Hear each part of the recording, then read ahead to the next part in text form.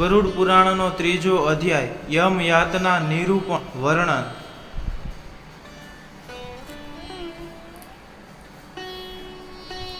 ગરુડજીએ પૂછ્યું, હે ભગવાન, યમના માર્ગને ઓળંગીને પાપી યમલોકમાં જઈને કેવી કેવી યાતનાઓ ભોગવે છે એ મને કહો.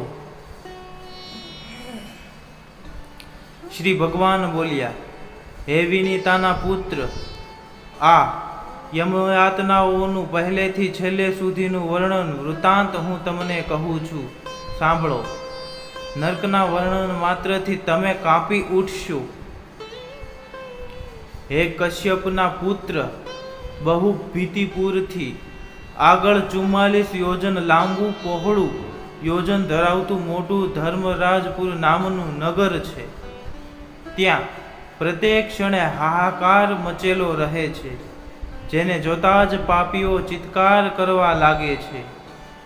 એનું કલ્પાંત સાંભળીને યમપુરીમાં વસવાટ કરનારા સૌ જઈને દ્વારપાલને ખબર આપે છે. ત્યાં આગળ ધર્મધ્વજ નામનો દ્વારપાળ સદાય રહે છે. એ ચિત્રગુપ્તની પાસે જઈને એ આવેલા પ્રયત્ન સૌ શુભાશુભ સારા ન સારા કૃત્યો જણાવે છે. એ પછી ચિત્રગુપ્ત ધર્મરાજાને નિવેદન કરે છે, હે ગરુડ, જે માનવી નાસ્તિક અને પાપી છે એ બધાને ધર્મરાજા ઘણી સારી રીતે જાણે છે. છતાં પણ ચિત્રગુપ્તને એના પાપો અંગે પૂછે છે. જો કે બધું જાણતા હોવા છતાં ચિત્રગુપ્ત શ્રવણને પૂછે છે. શ્રવણ બ્રહ્માના પુત્ર છે.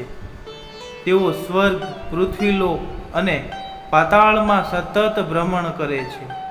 એમને દૂરનું સાંભળવાનું જ્ઞાન છે અને દૂર જોવાના નેત્ર પણ છે. એ શ્રવણની સ્ત્રીઓ પણ એમના જેવી જ છે. તેઓના નામ જુદા જુદા છે. એ સ્ત્રીઓ તમામ સ્ત્રીઓની ચેષ્ટાઓને આધારે તેમના કૃત્યોને જાણી લે છે. એ પુરુષ અને સ્ત્રીઓ એટલે કે શ્રવણ અને શ્રવણીઓ સ્ત્રી પુરુષોના પ્રકટ અને ગુપ્ત કરેલા કર્મ અને કૃત્યો ચિત્રગુપ્તને બતાવી દે છે.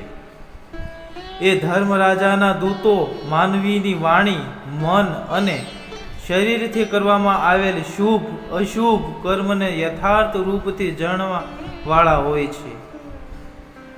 મનુષ્ય અને દેવતાઓના અધિકારી એ સત્યવાદી શ્રવણોમાં એવી શક્તિ છે કે તે માનવીઓના તમામ કર્મ જાણી અને યથાર્થ કહે છે. વ્રત, દાન અને સત્યવાણીથી જે માનવી એમને સંતુષ્ટ કરે છે એના માટે તેઓ સ્વર્ગ અને મોક્ષ આપનારા હોય છે. સત્યવાદી શ્રવણ પાપીઓના કર્મોને જાણીને ધર્મરાજાની સામે જાહેર કરીને પ્રાણીઓ માટે દુઃખદાયી બની જાય છે. સૂર્ય, ચંદ્ર, પવન, અગ્નિ, આકાશ, પૃથ્વી, જળ, મન, યમ, દિવસ, રાત્રિ, બંને સંધ્યાઓ અને ધર્મ, આ બધા મનુષ્યના ચિત્રને જાણે છે.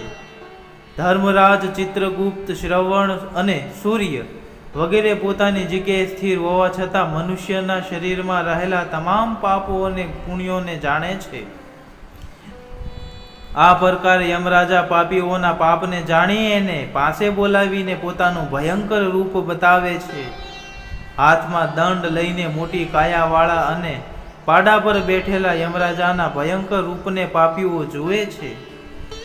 તેઓ પ્રલયના મેઘ સમાન ગર્જના કરનારા, કાળા પહાડ જેવા મોટા શરીરવાળા, વીજળી જેવા ચમકારા સમાન ચમકતા આયુધો ધારણ કરવાને લીધે અતિ ભયંકર અને 32 હાથવાળા છે. 3 યોજન 12 કોસનું લાંબુ પહોળું શરીર ધરાવે છે તથા કુવા જેટલી ઊંડી અને પહોળી ભયાનક આંખો છે. મોઢામાં ભયંકર દાઢો છે. લાલ લાલ આંખો અને લાંબુ નાક છે તથા ચિત્રગુપ્ત પણ મોત અને જવર વગેરેથી યુક્ત ભયંકર છે. એમની પાસેના બધા દૂતો ગર્જના કરતા રહે છે. એમને જોઈને ડરી ગયેલો પાપી પ્રાણી પોતાના દુષ્કૃત્યોનું સ્મરણ કરી પસ્તાવો કરતો જોરશોરથી આક્રંદ કરે છે તથા દાન ન આપવાથી તે પાપાત્મા વારંવાર કાંપતો તથા રોતો બૂમો પાડે છે। ત્યારે પાપીઓને ચિત્રગુપ્ત યમરાજાની આજ્ઞાથી પૂછે છે કે હે દુરાચારી પાપી, તે અભિમાનથી દૂષિત થઈ વિચાર્યા વિના કોના માટે આ પાપ કર્મ સંચિત કર્યા છે? હે મૂઢ માનવી, કામ ક્રોધથી અને પાપીઓની સંગતિથી ઉત્પન્ન દુઃખદાયક પાપ શા માટે સંચિત કર્યા છે?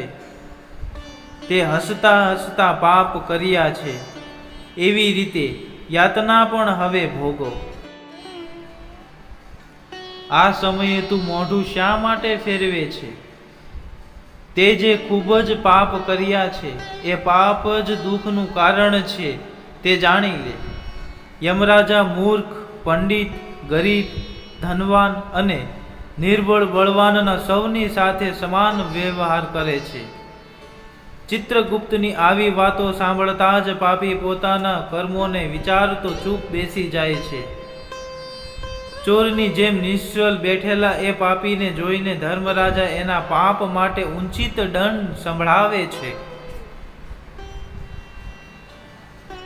એ પછી એ નિર્દય યમના દૂતો એને ધમકાવતા અને મારતા કહે છે, હે પાપી, તું અત્યંત ભયંકર મહાઘોર નરકમાં જા।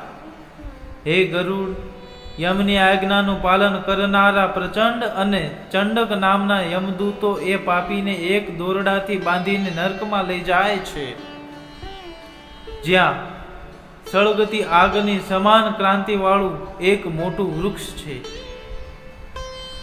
તે 5 યોજન મોટું અને 1 યોજન ઊંચું છે। એ પાપીઓને સાંકળોથી બાંધીને વૃક્ષ ઉપર ઊંધો લટકાવીને યમના દૂતો ખૂબ જ મારે છે। વૃક્ષની અગ્નિના કારણે તે રડે છે, પરંતુ ત્યાં એની રક્ષા કરનારું કોઈ હોતું નથી। ભૂખ અને તરસથી હેરાન થયેલો અને યમના દૂતો દ્વારા પ્રતાડિત થઈ અત્યંત શોક કરે છે। હે ગરુડ, આ રીતે યમદૂતો હજારો પાપીઓને એ શિમળાના વૃક્ષે લટકાવે છે।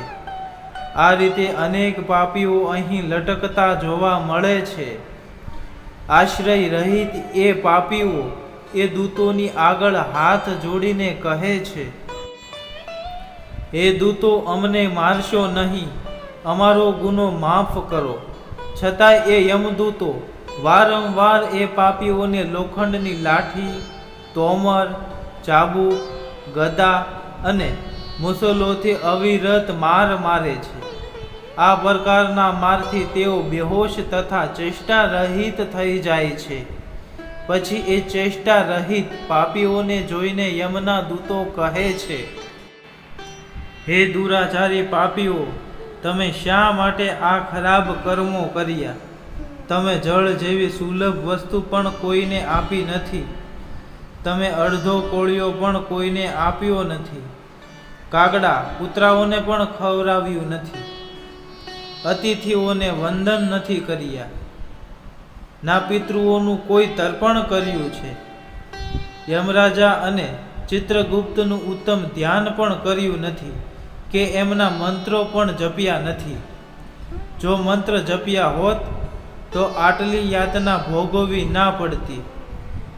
ના કોઈ તીર્થની યાત્રા કરી કે ના તો ગૃહસ્થામાં રહેલા અન્નદાન કર્યું, ના તો કોઈ સાધુ સંતની સેવા કરી। માટે તમે તમારા પાપોને ભોગવો। તમે ધર્મ મામલે પણ હીન છો, તેથી બધી રીતે માર ખાવાને લાયક છો।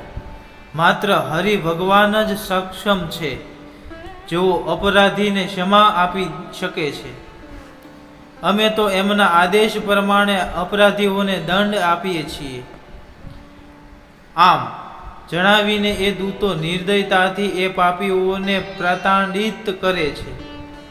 એ વખતે પાપી સળગતા અંગારાની જેમ નીચે પડી જાય છે, પડવાના સમયે શિમળાના વૃક્ષના પાનથી એમનું શરીર કપાઈ જાય છે અને જે નીચે પડે છે એને કૂતરા ખાય છે. ત્યારે આવા પાપીઓ ચિત્કાર કરવા લાગે છે. તે વખતે યમના દૂતો એમના ખુલ્લા મોઢામાં રેત ભરી દે છે અને પછી વિવિધ પાશથી બાંધી કોઈ પાપીને તો લાકડું ચીરવામાં આવે એવી રીતે ઊભા ચીરવામાં આવે છે. કેટલાકને વળી કુહાડી વડે કાપવામાં આવે છે.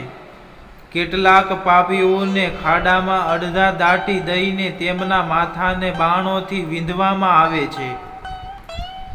કેટલાકને ધાણીમાં નાખીને એને પીલવામાં આવે છે. કોઈને સળગતા અંગારા અને લાકડામાં ધકેલી ધમણ વડે ચારે તરફથી ઘેરી લઈને લોખંડના પિંડની જેમ તપાવે છે. કેટલાકને કડાઈમાં મૂકીને કડકડતા તેલ ઘી નાખીને તળવામાં આવે છે. ઘણાને બાંધીને મસ્તક હાથીના પગ નીચે ફેંકી દે છે, તો કોઈના વળી હાથ પગ બાંધીને ઊંધો લટકાવવામાં પણ આવે છે. કોઈને કૂવામાં નાખવામાં આવે છે, તો કોઈને વળી પહાડ પરથી નીચે ધકેલવામાં આવે છે.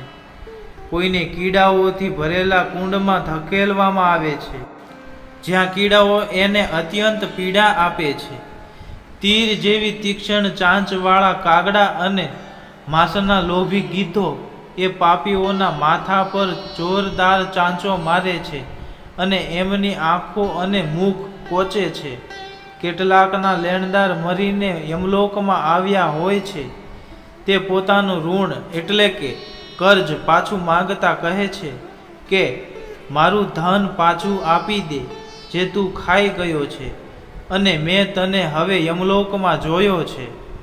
નરકમાં આ પ્રકારનો ઝઘડો કરતા પાપીઓનું માંસ સાણસાથી કાપીને યમદૂત એમના મુખમાં ઘાલે છે.